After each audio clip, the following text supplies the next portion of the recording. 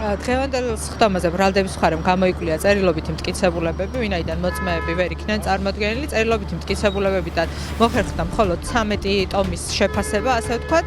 პირდაპირ უნდა ვთქვათ, რომ ამ 13 ტომში ერთი ფურცელიც კი ძმები მიქაძეების წინააღმდეგ გამოკვლეული არ ყოფილა.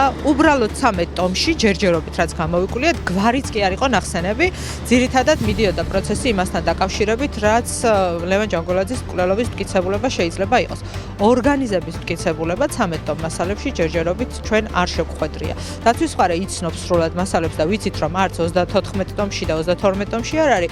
თუმცა ნუ ველოდებით წინ არ მინდა რომ გავასწრო მოვლენებს, მოიტანს ბრალდების მხარე იმ მტკიცებულებებსაც და იქაც არაფერი იქნება, მაგრამ მნიშვნელოვანია აღინიშნოს, რომ რამდენიმე საათის განმავლობაში 13 ტომის კვლევისას იქ გვარი მიქაძე ნახსენები არ ყოფილა. გარემოებები ზოგადად რაც დღევანდელ პროცესზე გამოიკვეთა და მნიშვნელოვანია გახდათ ის, რომ ლევან ჯანგველაძეს ნამდვილად ჰქონდა არარეგისტრირებული იარაღი, რომლის ბოლო გაწმენდის შემდგომ ამ იარაღიდან იყო ნაწარმოები გასროლა.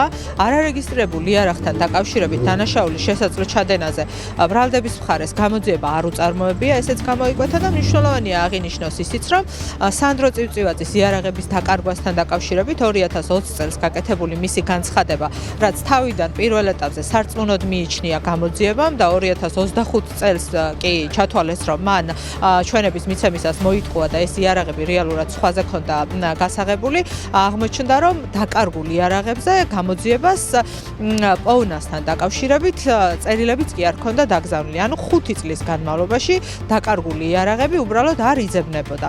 ვინ იცის, იარაღების ძებნის შემთხვევაში შესაძლოა ტრაგიკული მოვლენები, რომელიც ამ იარაღებს მოჰყვა, შესაძლოა არც კი მომხდარიყო.